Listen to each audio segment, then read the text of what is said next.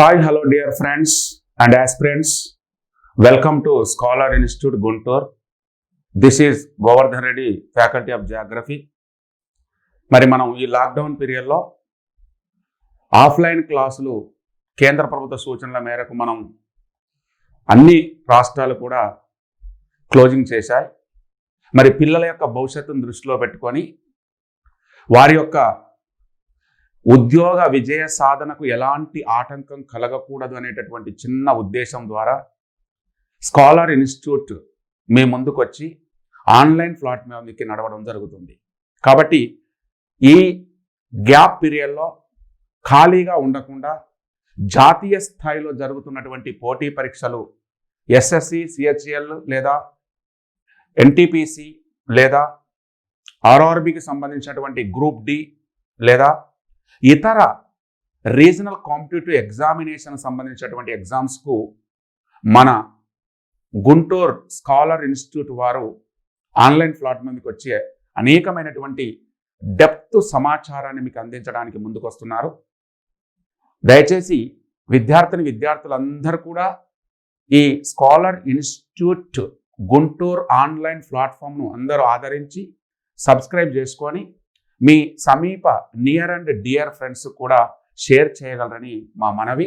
అలాగే ఈ క్లాసులను ఒక నూతన డిజిటల్ పద్ధతి ద్వారా, టెక్నాలజీ ద్వారా ఆ క్లిష్టమైనటువంటి ప్రశ్నలను సులభంగా ఎలా మనం దాన్ని ఛేదించాలి, మీ లక్ష్యానికి అనుగుణంగా మా పట్టుదల ద్వారా మేము దీన్ని ఒక నూతన పద్ధతిలో ఈజీ బోర్డు మీద ఈజీగా ఎలా మీరు నేర్చుకోవాలనేటటువంటి అంశాలను మేము వెలికి తీస్తున్నాం. దీన్ని సద్వినియోగపరచుకొని మీరు ఉద్యోగాన్ని సాధించాలని మేము కోరుకుంటున్నాం. మనం క్రితం క్లాసులో దీనికి సంబంధించినటువంటి పరిశ్రమలు అనేటటువంటివి చెప్పాం. పరిశ్రమలలో రకరకాల పరిశ్రమలు చెప్పాం. Agro based industries, forest based industries, chemical based industries, one more important in metallurgical based on mineral industries. ఇలా మనం ఒక కొత్త పద్ధతి ద్వారా నూతనమైనటువంటి విధానాన్ని అవలంబించి మనం దీన్ని చేయడం జరుగుతుంది.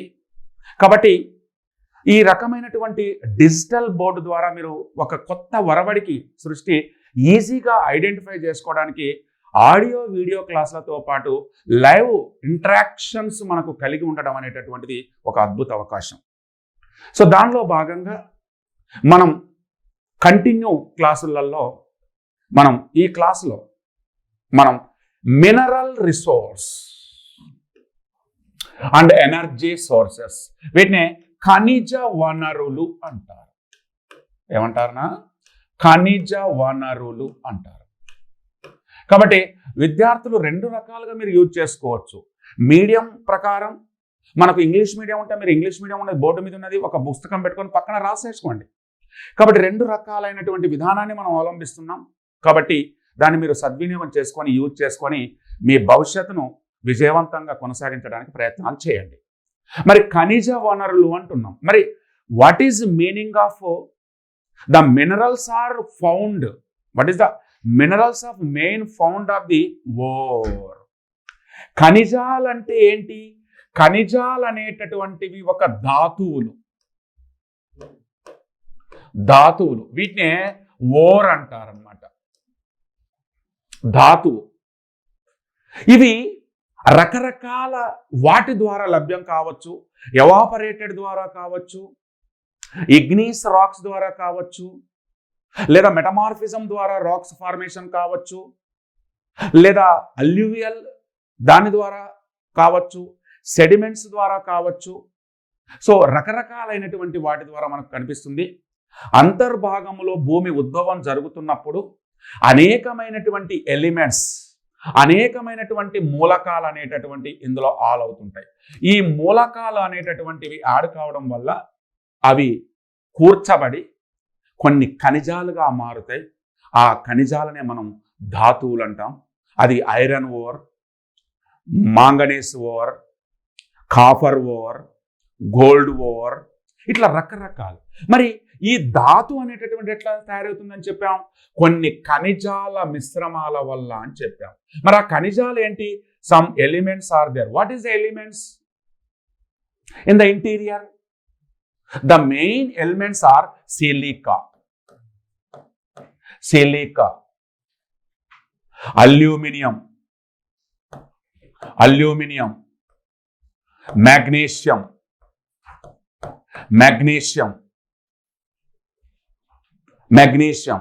These are silica, aluminum, magnesium, potash, phosphate, gypsum.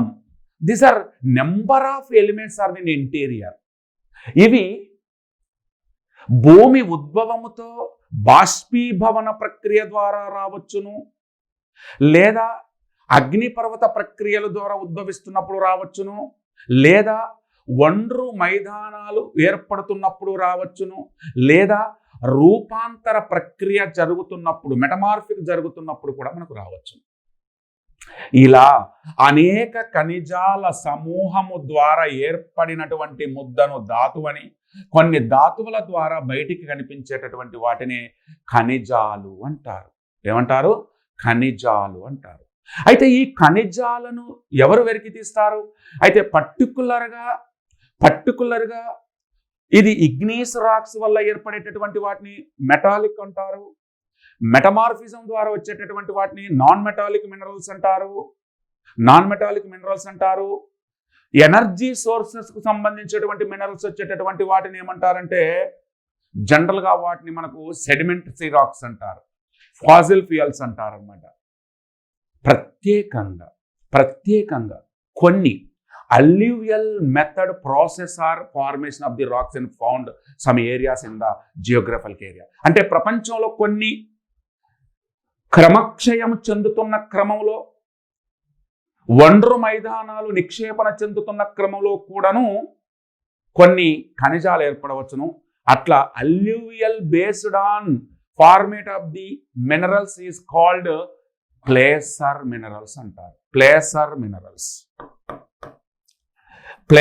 Minerals అంటారు. ఇట్లా రకరకాల మినరల్స్ మనకి కనిపిస్తున్నాయి.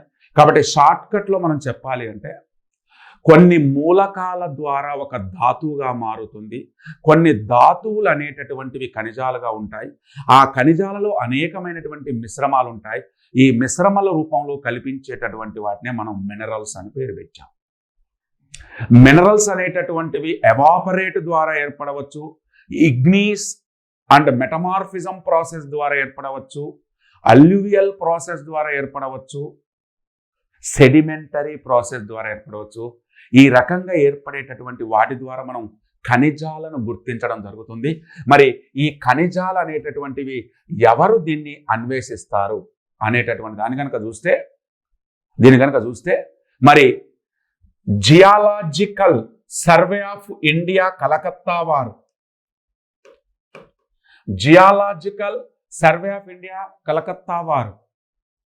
it is a World Institute of India to incorporate of the British period, 19th century. Geological Survey of India, రెండోది ఇండియన్ బ్యూరో ఆఫ్ మినరల్స్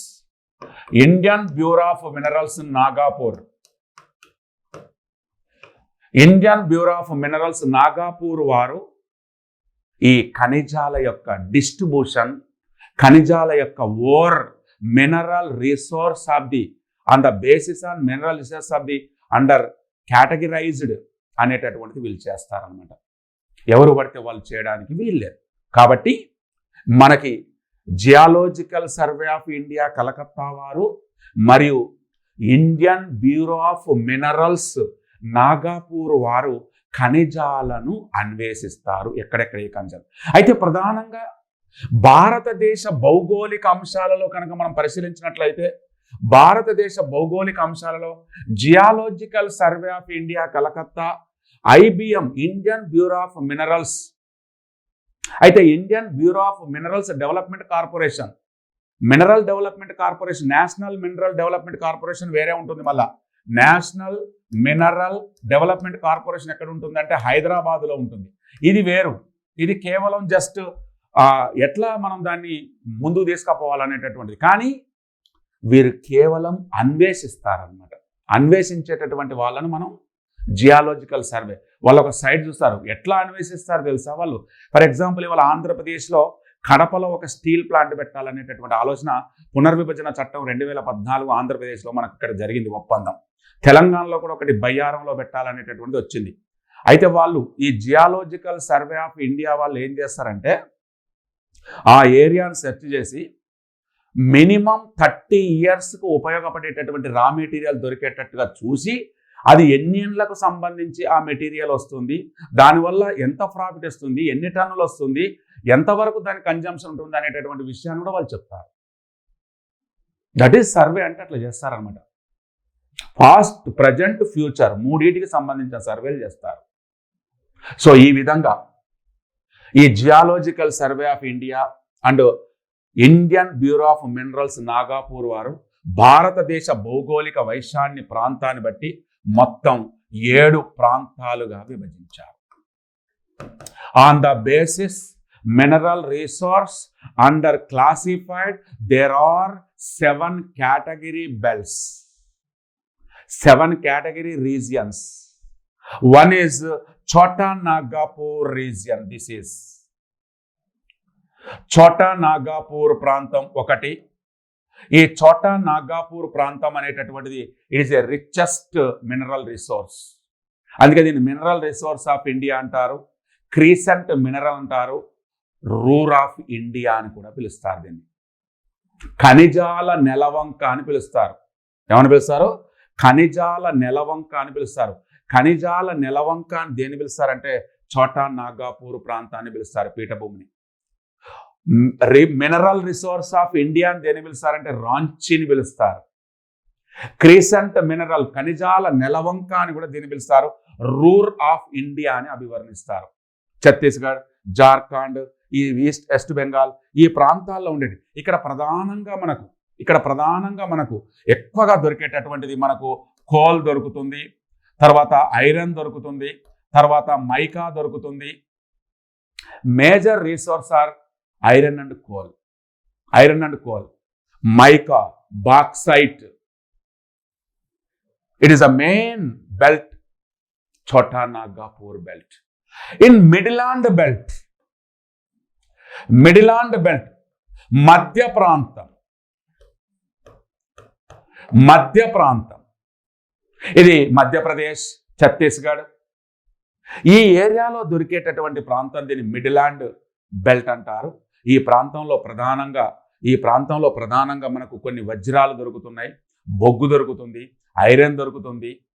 ఇది మిడిలాండ్ belt అంటారు. తర్వాత one more important in southern belt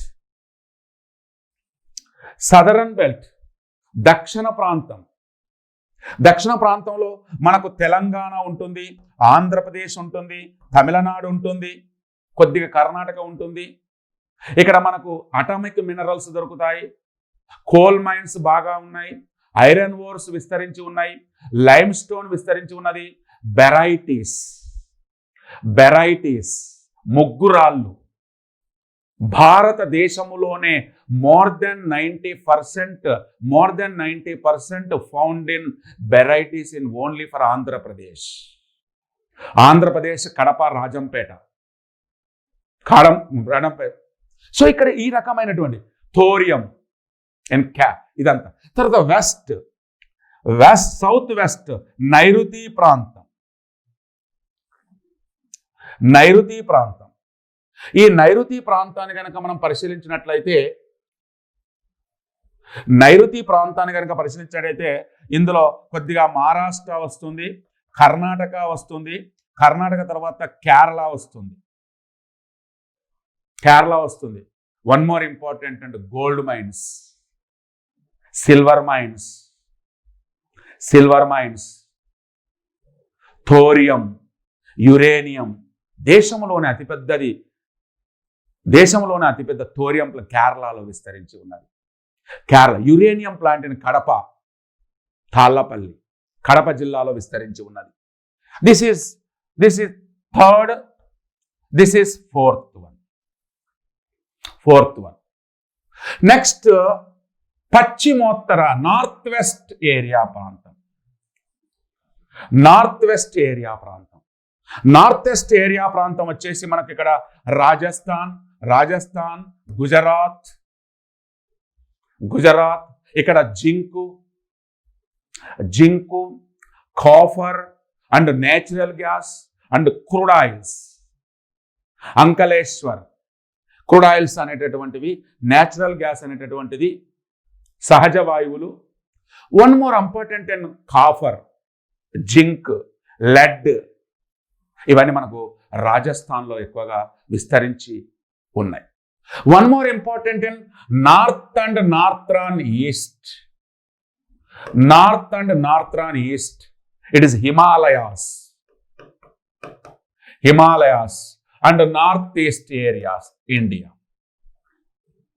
these are tertiary resource, geothermal power, Pug Valley from Ladakh. Northeast region the famous in crude oil, Assam, Tripura famous. In Meghalaya, tertiary coal, tertiary రకానికి చెందినటువంటి కోలు, iron ఈ north ఈస్ట్లో కూడా మనకు విస్తరించి ఉన్నది. One more important in Indian ocean, Hindu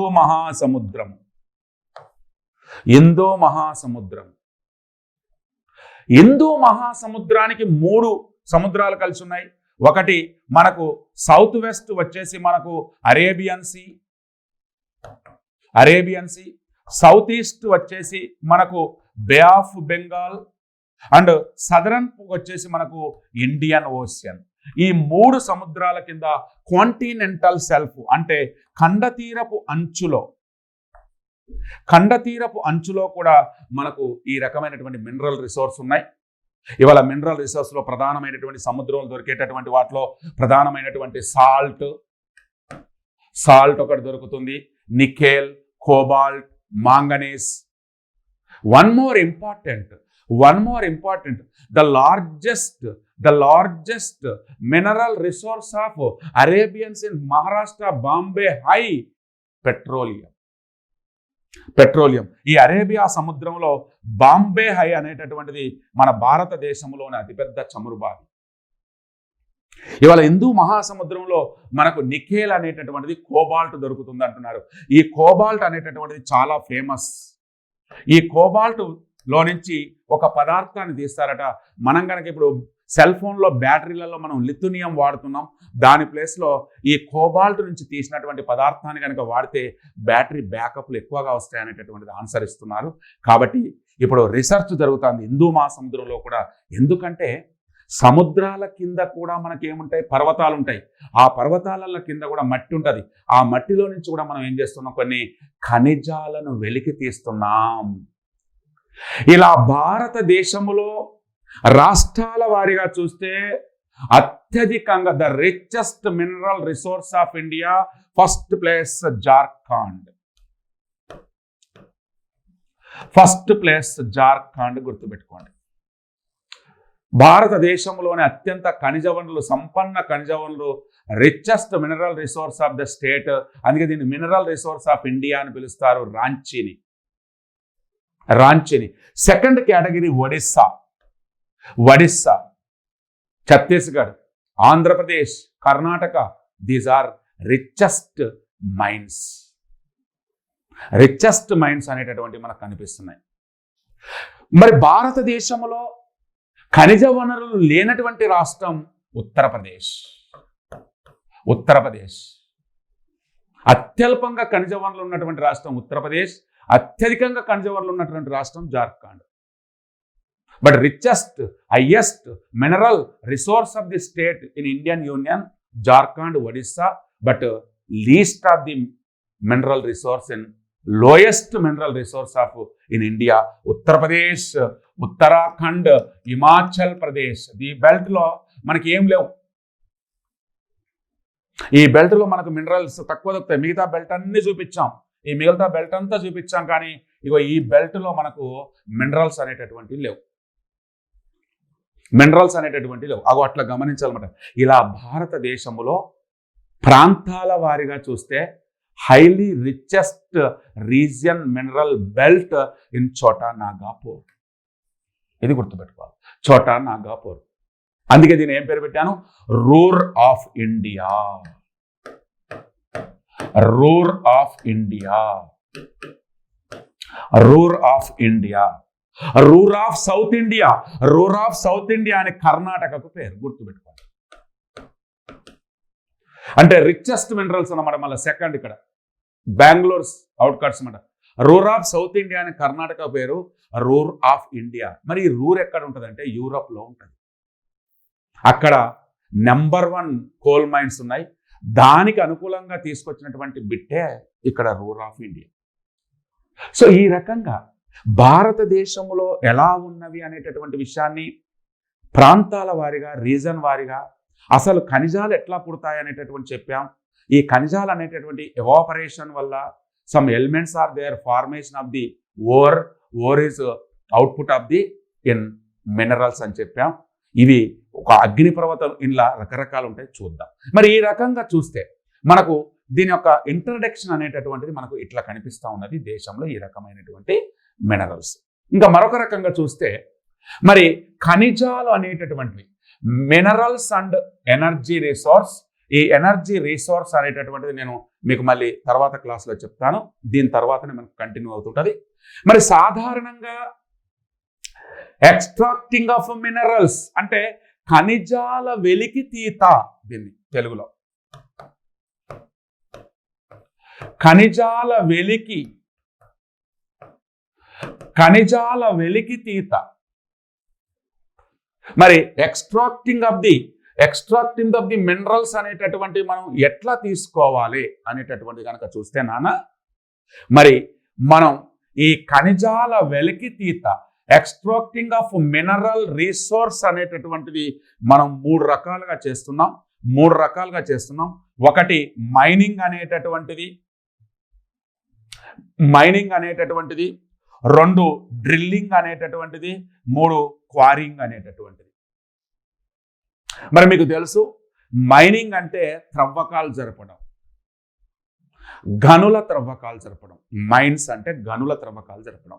మరి గనుల త్రవ్వకాలు జరపడం అనేటటువంటిది 2 రకాలుగా పనిచేస్తున్నది మనకు. గనుల త్రవ్వకాలు జరపడం అనేటటువంటిది మనకు 2 రకాలు పనిచేస్తున్నది. మరి మీకు తెలుసు అందులో ఓపెన్ కాస్ట్ గనులు అనేటటువంటివి, సాఫ్ట్ మైనింగ్ అనేటటువంటి 2 ఉంటాయి. Open cast mining system and soft mining system. మీకు తెలుసు ఇవాళ మనం ఏదైనా ఒక బొగ్గును కానీ, ఏదైనా ఒక ఐరన్ కానీ భూ ఉపరితలం మీద కొంతవరకు త్రవ్వుకుంటా కనుక దాన్ని వెలికి తీసినట్లయితే అట్టి వాటిని ఏమంటారంటే వాటిని ఉపరితల అంటారు, వాటిని ఓపెన్ పైనే తీస్తారు. అలా కాకుండా డీప్ వెల్ ద్వారా గనక తెలుగులో భూగర్భ ఉపరితల గనులు, ఇవి ఉపరితల గనులు అంటే పైన వెలికి తీస్తారు. వీటిని ఏమంటారంటే ఒక డ్రిల్ వేసి అది లోపలికి పోతుంటారనమాట. కొద్ది ఇట్లా లోపలికి పోతుంటారు. అట్లా లోపలికి పోతున్న కొద్దీ అది ఎంత దూరమైనా పోవచ్చు. మనం ఇక్కడ బయలుదేరిన తర్వాత ఇలా ఒక ఇక్కడ ఇది సర్ఫేస్, ఈ సర్ఫేస్ నుంచి ఇక్కడ ఎంటర్ అవుతాం, ఇలా ఇక్కడికి ఎంటర్ అవుతాం.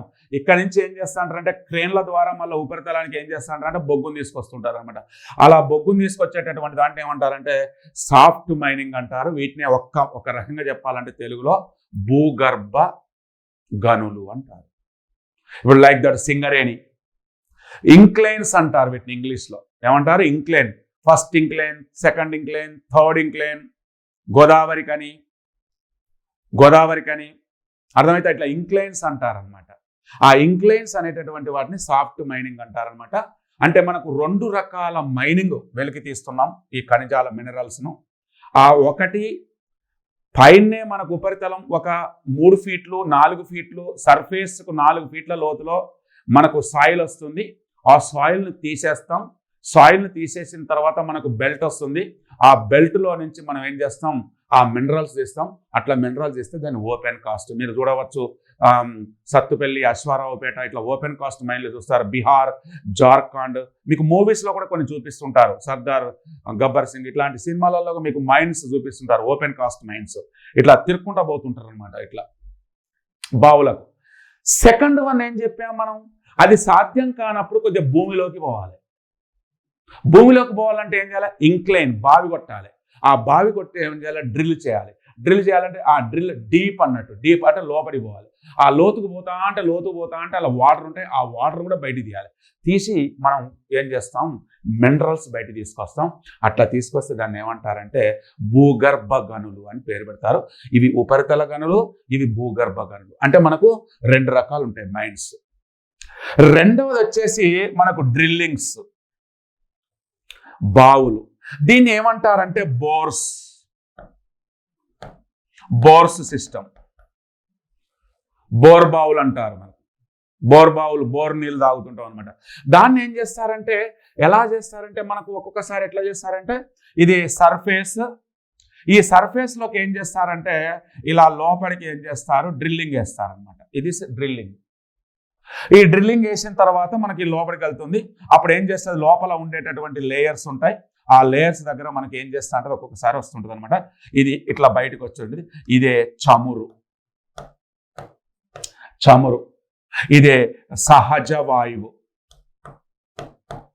సహజ వాయువు అంటారు. ఇగో ఇట్లా వేసేది. ఇదే బాంబే హై, డిగ్బాయ్, నహారా కటియా, తాటిపాక ఆంధ్రప్రదేశ్లో, రవ్వ, లింగాల, నర్సాపూర్ ఇవన్నీ కూడా ఎట్లుంటాయంటే మీకు డ్రిల్లింగ్ అనమాట. 100 ఫీట్లు, 200 ఫీట్లు, 300 ఫీట్లు, 400 ఫీట్లు, 1000 ఫీట్లు కూడా పోతుంది లోపలికి. కిలోమీటర్ లోపలికి వెళ్ళిపోతారు అనమాట ఒక్కొక్కసారి. అక్కడి నుంచి మనం డంప్ చేసుకుంటూ వస్తూ ఉంటారు బయటికి. అంటే అంత కష్టం చూడండి మినరల్ రిసోర్స్ అనేటటువంటిది. ఒక్కొక్క దేశాలు, ఇంకా అమెరికాలో టెక్సాస్లో దీనికోసం సపరేట్ ఇంజనీరింగ్స్ అనమాట, జాబ్స్ క్రియేట్ చేస్తారన్నమాట. వాళ్ళు ఏం లేదు, ఎక్కడ సైట్స్ ఉన్నాయి ఆ సైట్స్ కనిపెట్టాలా, ఆ సైట్స్ కనిపెట్టి డ్రిల్లింగ్ వేయాలా. డ్రిల్లింగ్ వేసి వానికి ఏం చేయాలి, అక్కడ ఉన్నటువంటి దాని కంపెనీ డీలర్కి అప్పచెప్పాలి. కథం వాళ్ళు దాన్ని ఏం చేస్తారు, అవుట్పుట్ చేసేసుకొని వాళ్ళు సేల్ చేసేసుకుంటారు అనమాట. మన డ్యూటీ అదే అనమాట, సెర్చింగ్, డ్రిల్లింగ్, అవుట్పుట్ ఇచ్చిన తర్వాత వాళ్ళకు అప్పచెప్పాలన్నమాట. That is borewell system, that is drilling. ఉదాహరణకు అస్సాం, గుజరాత్ అంకలేశ్వర్, మహారాష్ట్ర బాంబే హై, సముద్రానికి 176 కిలోమీటర్ల దూరంలో అరేబియా సముద్రంలో నుంచి తీస్తారు డ్రిల్లింగ్ వేసి. రెండోది అర్థమైంది. ఇక మూడోది వచ్చేసి మూడోది కనుక మనం ఒకసారి చూసినట్లయితే వాటిని ఏమంటున్నాం అంటే మనం క్వారింగ్ అంటే మీకు తెలుసు, వర్షం సినిమాలో మీరు చూసే ఉంటారు. ప్రభాస్ వర్షం సినిమాలో చూసే ఉంటారు. అంటే భూ ఉపరితలము మీద ఏదైనా ఒక మెటాలిక్ పదార్థాన్ని బయటికి వెలదీయడానికి వాటిని త్రవ్వకాల ద్వారా కనుక బయటికి వెలతీసేటటువంటి వాటిని క్వారీస్ అంటారు. ఇది ఉదాహరణకు గ్రానైట్, ఉదాహరణకు సున్నపురాయి, ఉదాహరణకు barytes. These are quarries. You know the largest quarry in Andhra Pradesh in Kadapa district, Rajampeta Beraity quarry. మీరు అక్కడక్కడ కూడా చూస్తూ ఉంటారు lime stone quarries. Best example మీ ఏరియాలో ఉండేటటువంటి ఏరియాలలో మీరు చూస్తూ ఉంటారు గ్రానైట్ క్వారీస్. ఒక్కొక్క ఏరియాలో తెలంగాణలో ఖమ్మం, కరీంనగర్, చైనాకు పంపిస్తుంటాం గ్రానైట్స్, ఎక్స్పోర్ట్ చేస్తుంటాం మనం ఒక్కొక్కలకు. అలా డిఫరెంట్. ఇక్కడ మన ఆంధ్రప్రదేశ్లో ప్రకాశం జిల్లా చీమకుర్తి బాగా ఫేమస్. సో మనం క్వారింగ్ అని చెప్పాం. ఇప్పుడు కడపలో వెరైటీస్ గనులు బెస్ట్ ఎగ్జాంపుల్ అని చెప్పాం. తర్వాత గ్రానైట్ అని చెప్పాం, మైకా అని చెప్పాం, ఐరన్ ఓర్ అని చెప్పాం. దీస్ ఆర్ క్వారింగ్ ఏరియాస్ అంటున్నారు. ఓకేనా?